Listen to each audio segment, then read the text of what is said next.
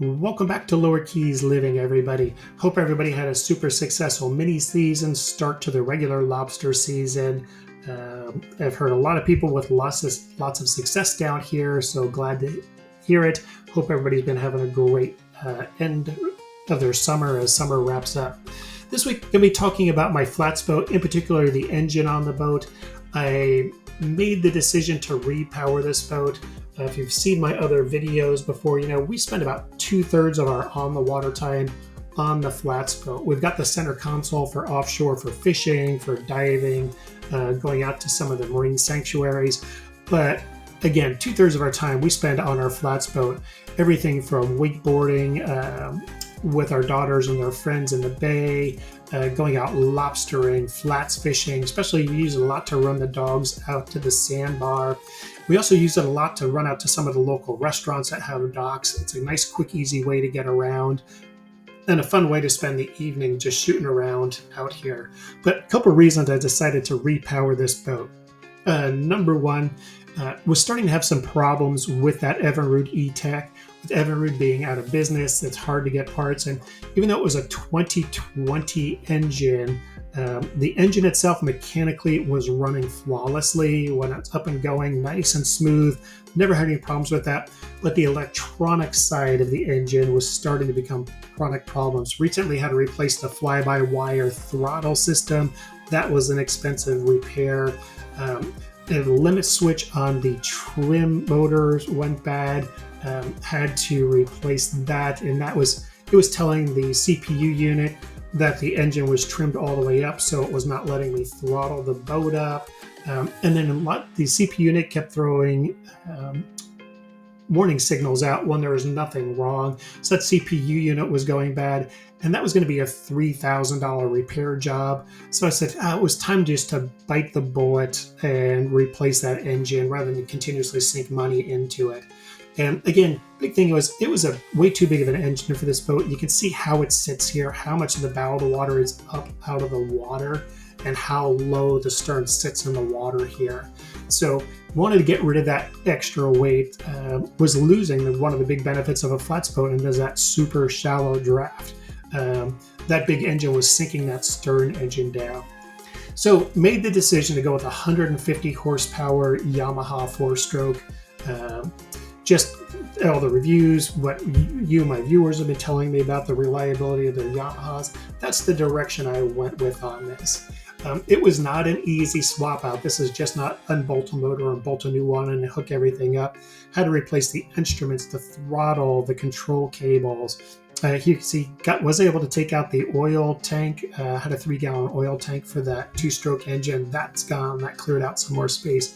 But again, this is a complete redo for all the instruments, the ignition, the kill switch, throttle cables, steering cables, trim cables, fuel lines all had to be replaced and reconnected. So big job. I didn't want to tackle that myself, so had Real Impact Marina do that. Big shout out and a big thanks to them. They turned this boat around and got this project done in a really nice short amount of time and done great. So super happy with that. Again, big shout out to Real Impact Marina for this job.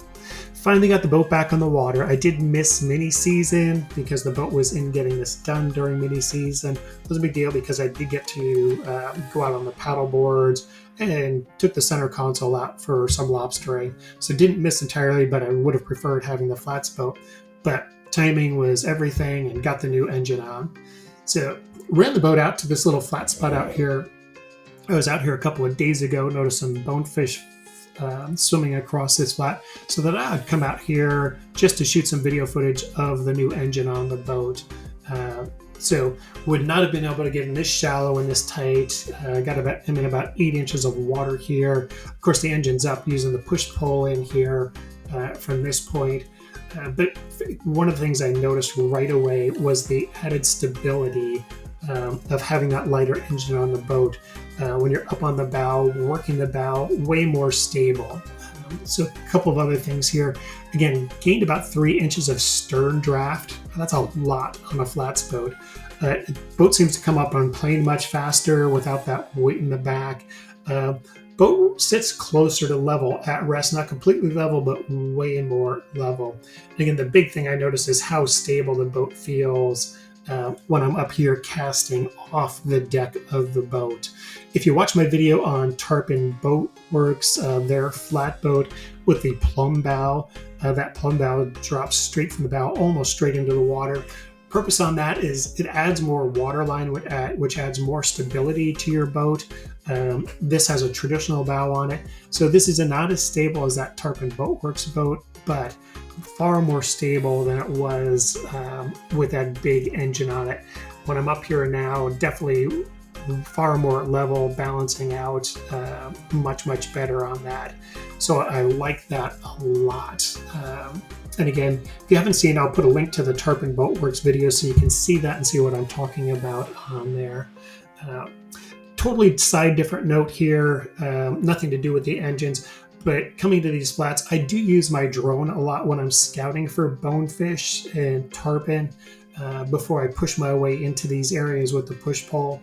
I've got a super high-res, brightly lit monitor that I can see what my drone is seeing, which makes it really easy to see bonefish moving across the flat. I can see where tarpon are holing up in some of these areas. So rather than taking that to push all the way in there, I can just run the drone around, see if I can see fish in certain spots, and then head to that area. So, but I'll share that with you in some of those images on a different video. This one's really focusing here on the flats boat, but sorry, got sidetracked on the video on why I use the drone so much more for fishing and scouting. Here you can see I'm up on the deck, and I did notice, and I mentioned this before, going to mention again, just how much more stable the bow is because it's sitting the way it's supposed to. When you're sitting with all that weight in the stern that I had before, it was really rocky up here on the bow of the boat. And I do, when I'm out by myself, I do use the push pole. I shorten it up and I push from the bow as opposed from the poling platform in the back of the boat, because when I'm out by myself, I'm fishing and pulling from the bow of the boat. It lets me move around a lot more. If I've got people out with me and I've got somebody else on the bow that's going to be fishing, I will extend this pole out and I will push from the poling platform. But that's it. Really happy with the change. I'll keep you updated on how it runs as we get a little more time on the boat. But that's it. Thanks for watching this video. Hope you enjoyed it. Please like and subscribe. And I've got lots of new content coming up over the next few weeks.